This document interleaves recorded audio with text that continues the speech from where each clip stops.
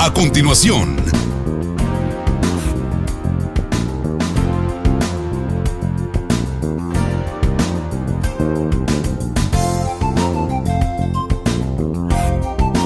TVM, la televisión de los migueleños. El Salvador está en alerta máxima por el incremento de la transmisión del virus. Todos tenemos que estar en casa. Es la única forma de detener el virus. El siguiente programa es clasificación C, para mayores de 15 años. Dirección de Espectáculos Públicos, Radio y Televisión. Ministerio de Gobernación.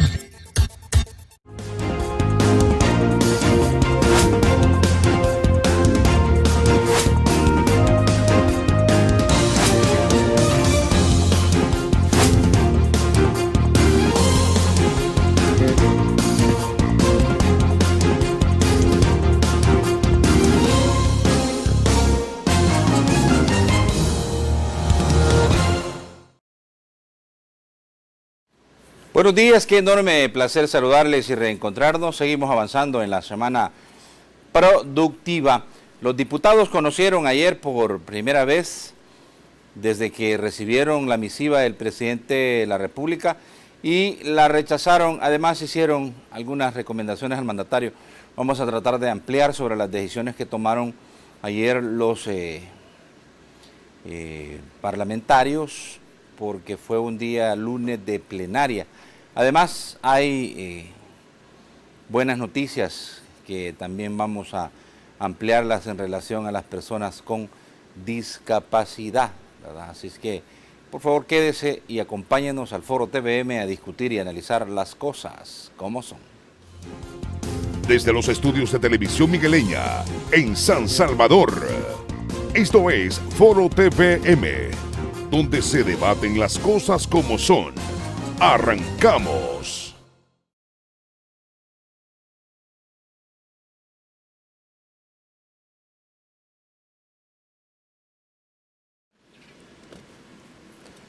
Muy bien, son las 6:38 en el martes 23 de junio del año 2020. Le doy la más cordial de la bienvenida. Gracias por estar en nuestra sintonía. Gracias por su preferencia como todas las mañanas. Quiero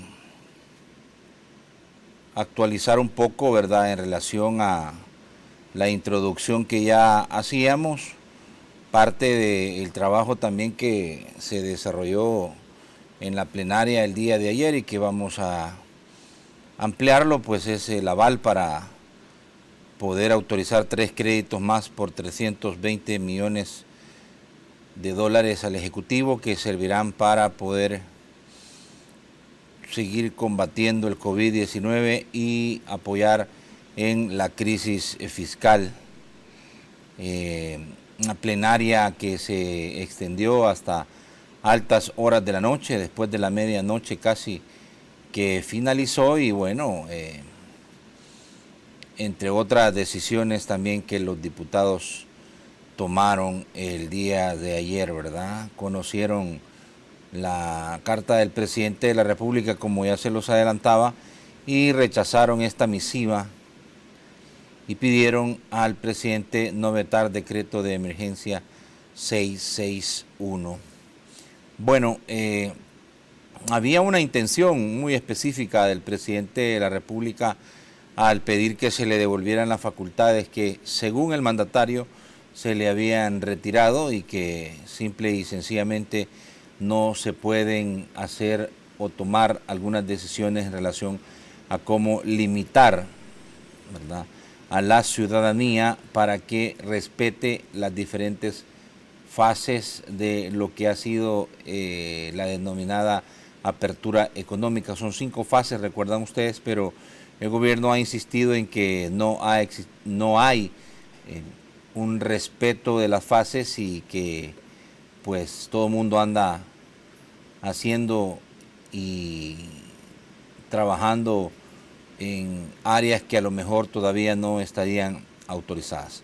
Pero bueno, son cosas que, como digo, vamos a ir ampliando en la medida de lo posible que nos permita la plática que vamos a tener esta mañana de martes. Quiero dar la más cordial de las bienvenidas. Me da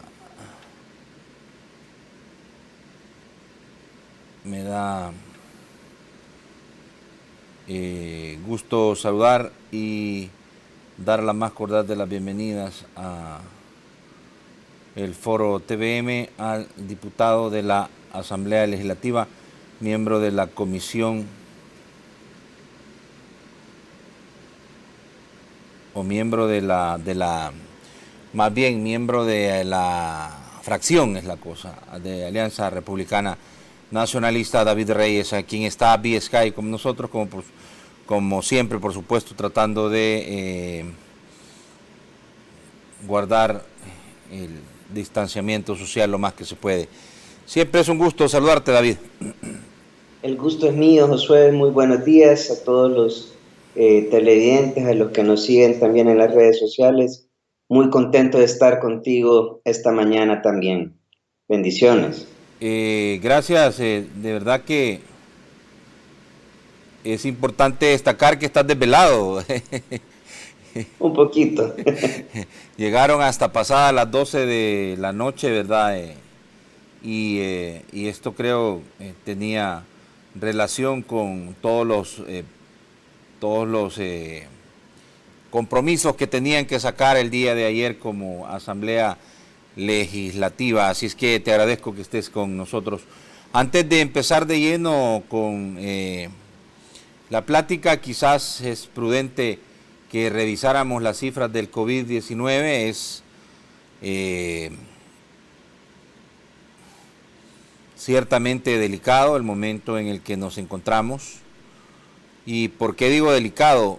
Delicado porque, pues simple y sencillamente, estamos a expensas de el pedido de mantener una cuarentena voluntaria que ha hecho el gobierno ante ya no existir ningún tipo de restricción para la movilidad ambulatoria de las personas. Nadie puede restringirle que usted transite libremente por las calles y tampoco se le puede exigir que se mantenga, si es que no tiene nada que andar haciendo, pues que se mantenga en su casa. Y lo delicado de todo este asunto es que pues el contagio está bien complicado, ¿verdad? Sobre todo aquellas personas que el día de ayer yo les decía son asintomáticas.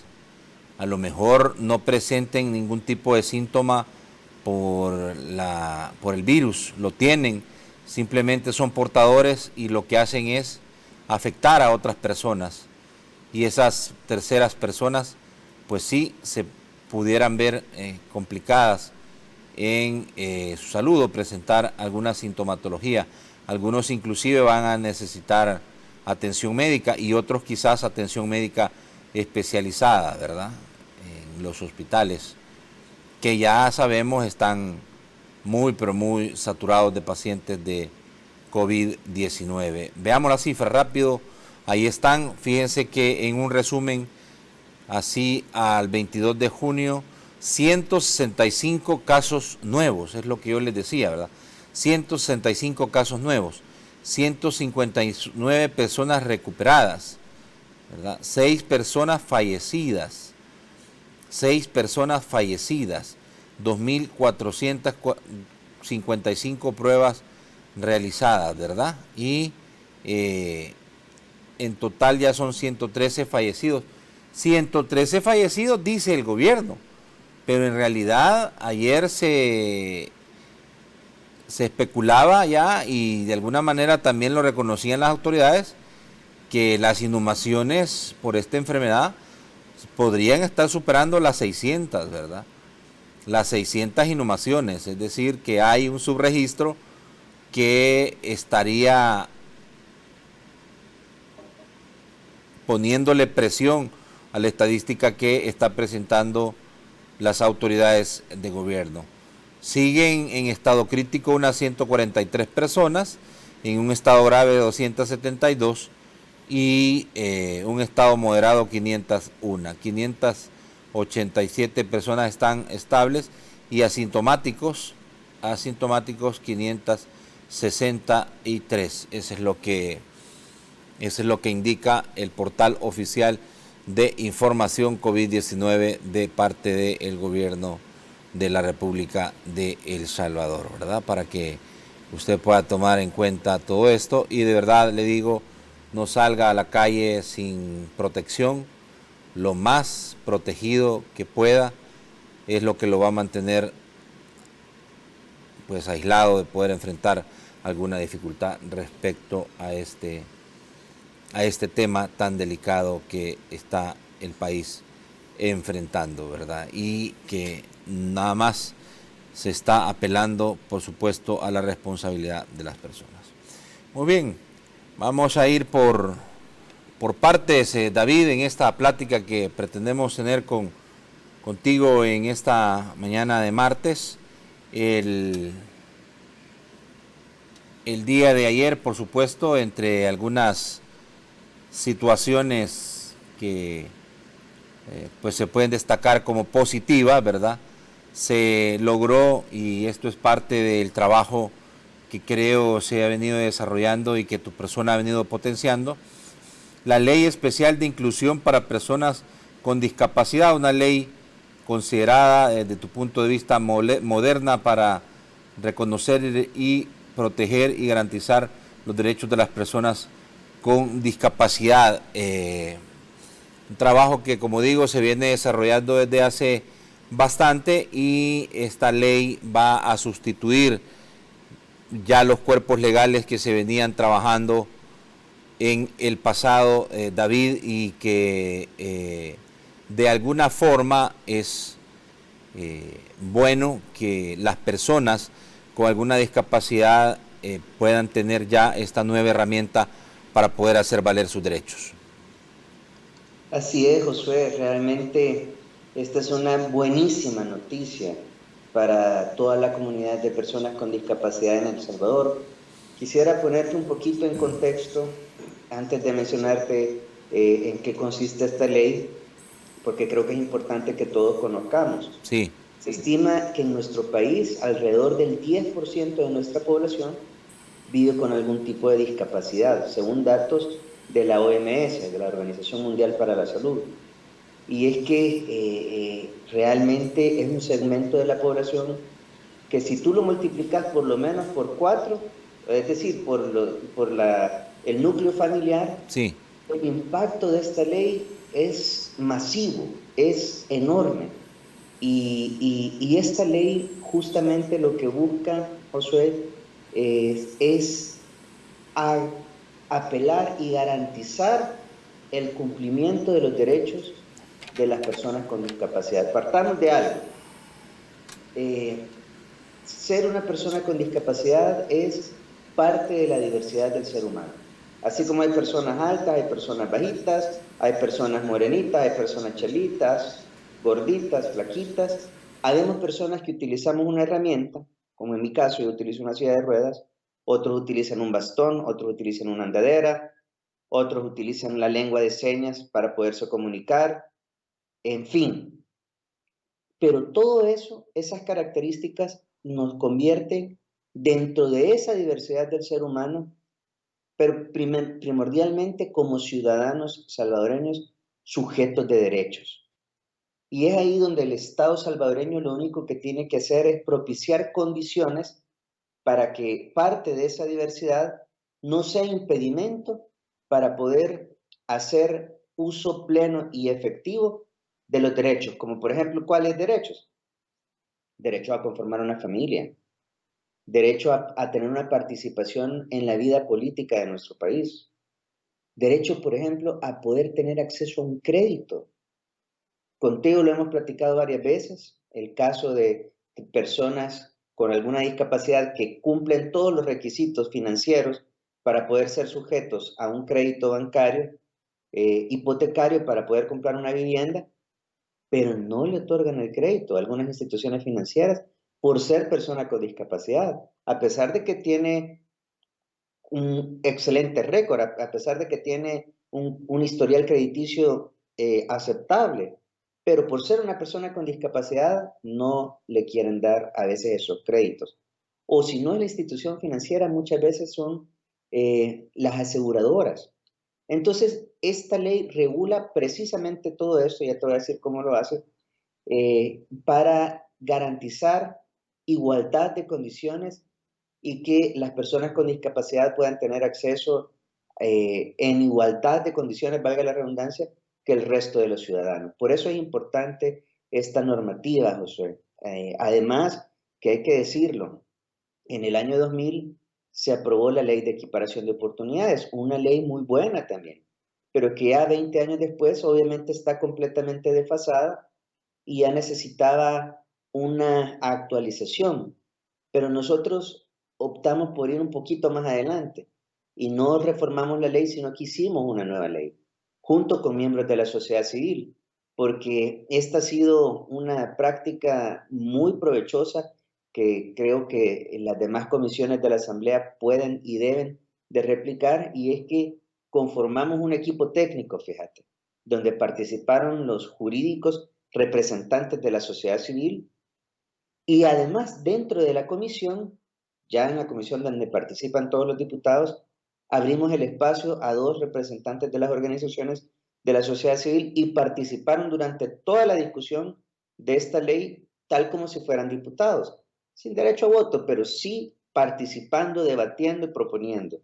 Esta práctica nos ha permitido cumplir ese principio que la misma Convención sobre los Derechos Humanos de las Personas con Discapacidad establece que para tomar cualquier decisión relacionada hacia las personas con discapacidad, no lo puedes hacer sin tomar en cuenta la opinión directa de la sociedad civil. Y esto nos ha llevado a un término fabuloso. Estamos muy contentos porque el día de ayer pudimos aprobar ya esta ley. Quiero comentarte que tuvimos consultas en la misma comisión del sector privado, alcaldías municipales, funcionarios de gobierno. En varias ocasiones nos acompañó el mismo ministro de Hacienda porque esta ley implica obviamente un tipo de inversión y te quiero platicar un poquito de eso más adelante.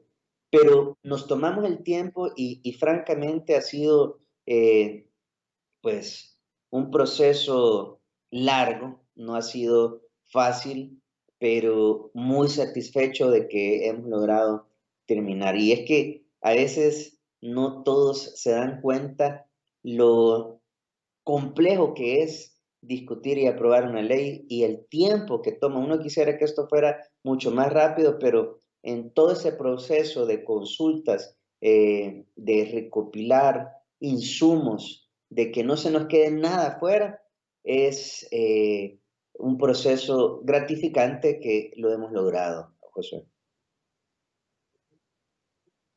Incluir a la ley de equiparación de oportunidades que ustedes plantearon es una ley ya obsoleta y que con este nuevo instrumento legal queda derogada, pero me pregunto yo,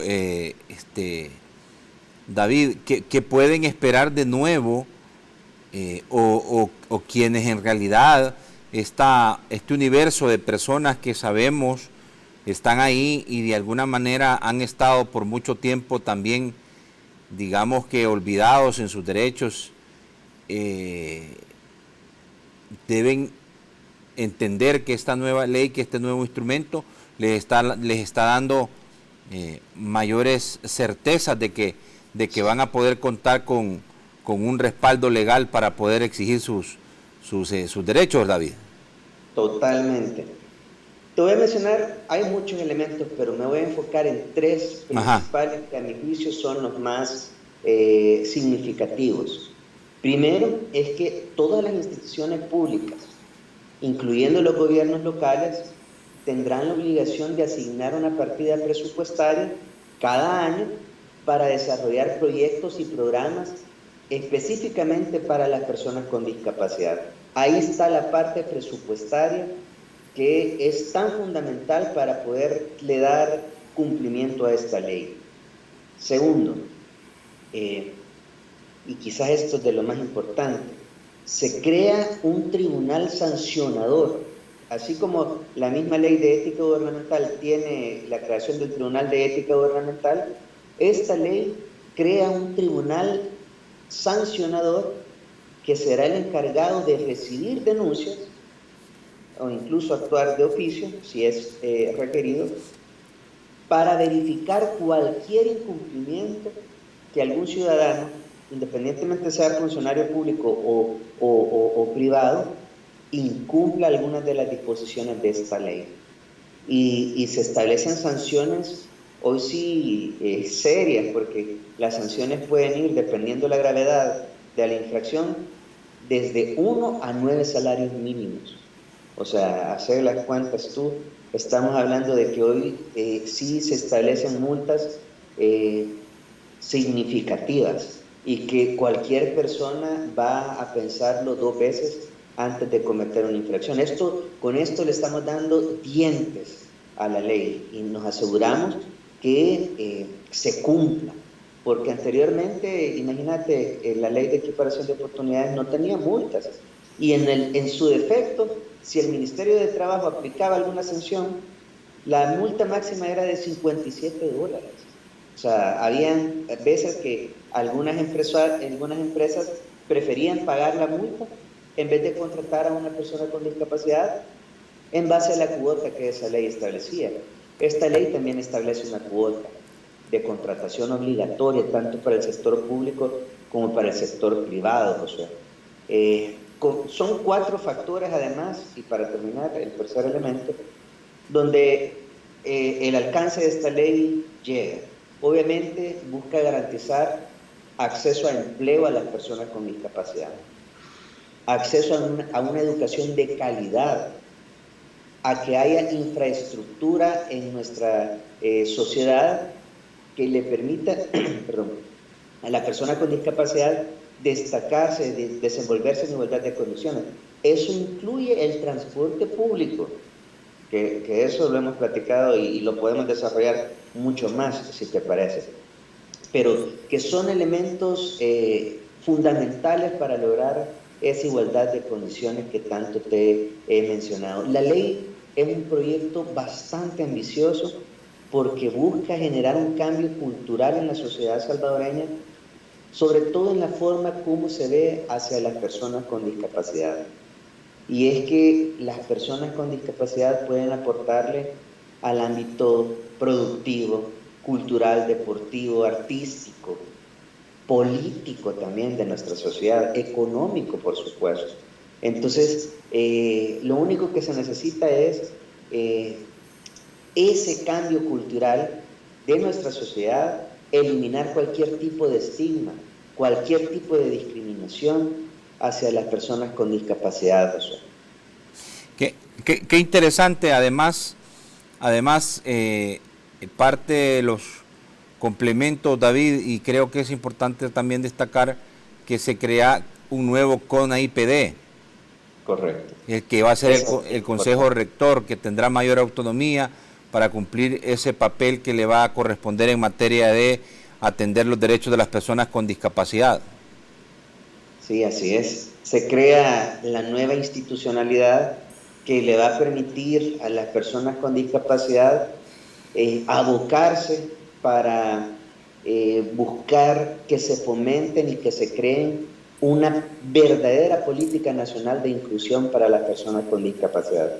Le estamos entregando a este gobierno que está a un año de haber iniciado su gestión una herramienta poderosísima, Josué, para fomentar una inclusión sin precedentes, una inclusión de las personas con discapacidad nunca antes vista.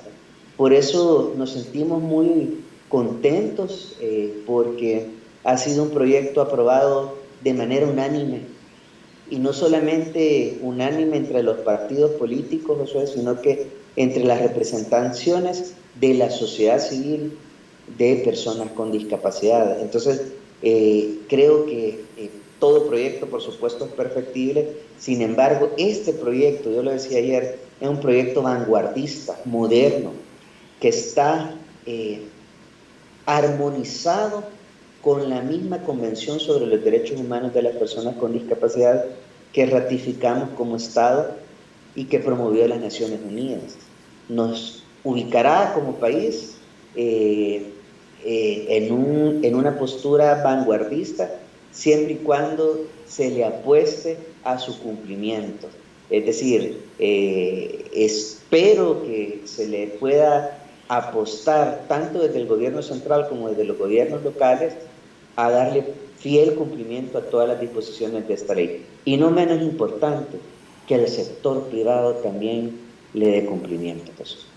Bueno, eso es lo mejor, pero también, David, creo es de que se rompa aquel viejo círculo vicioso o aquella vieja práctica de que los diputados aprueban leyes que prácticamente nacen sin fuerza, sin financiamiento y sin ninguna posibilidad de que éstas puedan ser ejecutadas. Tú lo sabes, David, porque se han aprobado muchas veces leyes y te puedo dar ejemplos, creo que me ajustan los dedos de las manos para dar ejemplos de leyes que ustedes mismos han aprobado y que no cuentan con el financiamiento respectivo.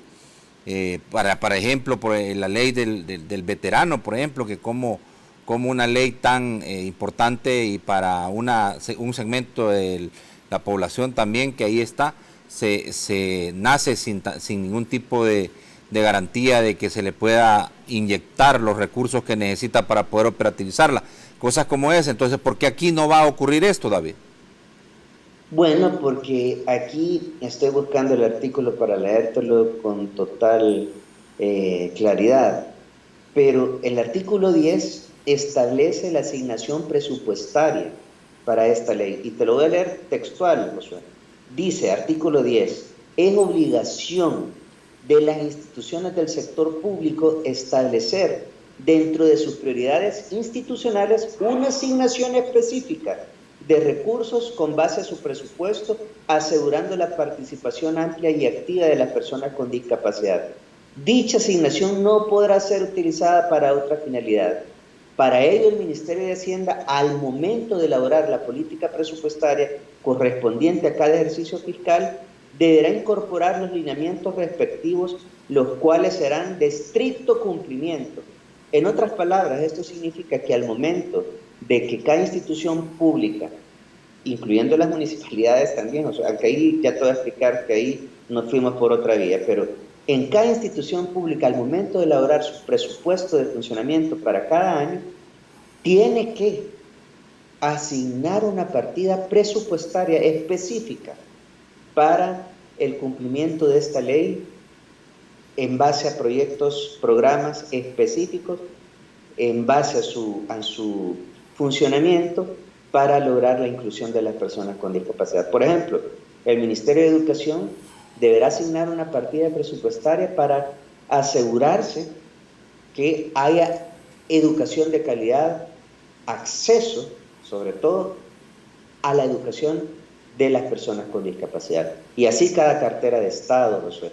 Por eso es que te digo que este es un proyecto de ley bien ambicioso y este fue uno de los artículos que más discusión nos llevó, pero contamos con la opinión y la participación personal del ministro de Hacienda, lo consensuamos este artículo, de igual forma tuvimos opinión del ISDEM y de Comures, y en el caso, y te lo voy a leer, en el caso de las municipalidades, esto no lo terminé de leer, siempre en el artículo 10, en el caso de las municipalidades, deberán invertir una cantidad específica proveniente del 75% para inversión de la asignación que actualmente corresponde al 8% de los recursos que el Estado aporta y que provienen del Fondo para el Desarrollo Económico y Social de los Municipios, FODES. Es decir, que le damos la competencia a las municipalidades para que un porcentaje del FODES que ya recibe pueda invertirlo en proyectos de desarrollo para las personas con discapacidad. Tú sabes que las municipalidades pues están sujetas también a muchas auditorías y si no hay un respaldo legal para una inversión, pueden ser sujetas a reparo. Por eso tuvimos esta discusión e incorporamos esta redacción para que pudieran utilizar dentro de los recursos que reciben mensualmente del FODES para inversión en proyectos de inclusión para personas con discapacidad. Con esto nos aseguramos que la ley tenga el presupuesto necesario y va, como te digo, armonizado y consensuado con las mismas autoridades hacendarias de nuestro país.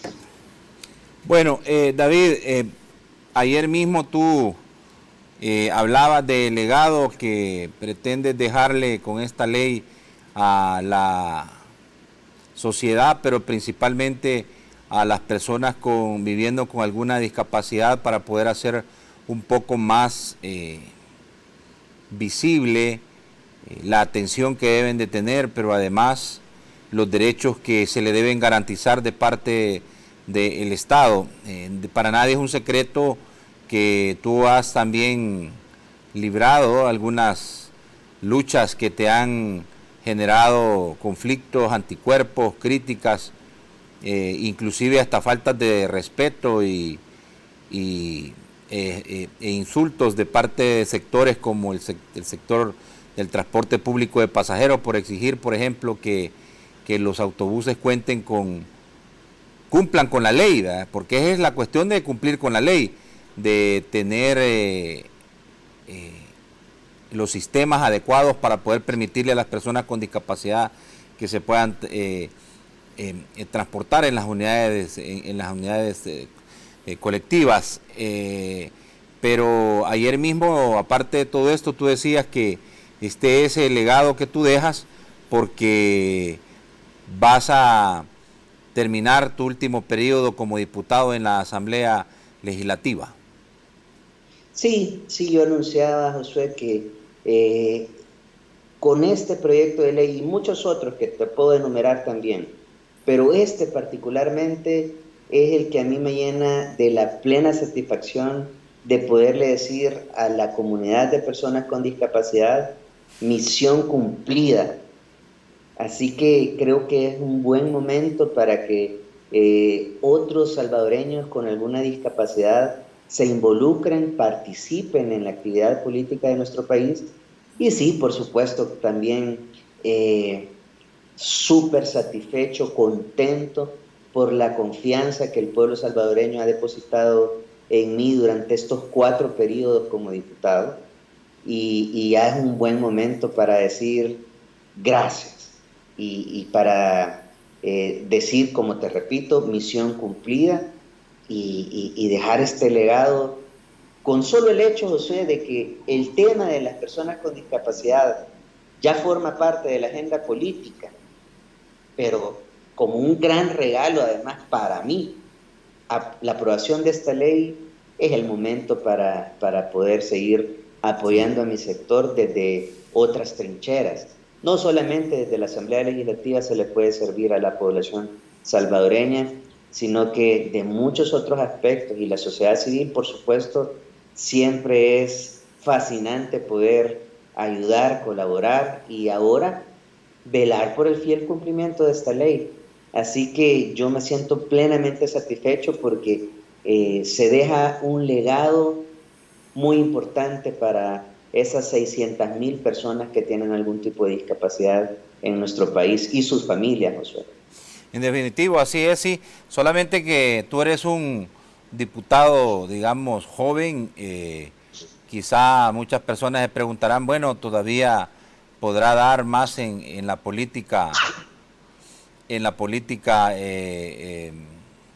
David, pero y hay otros más ahí que han hecho de la política su modo de vida y que están todavía ya viejitos, que no le dan espacio a los demás y que forman parte inclusive hasta de tu mismo partido y que no se les ve por dónde dejan el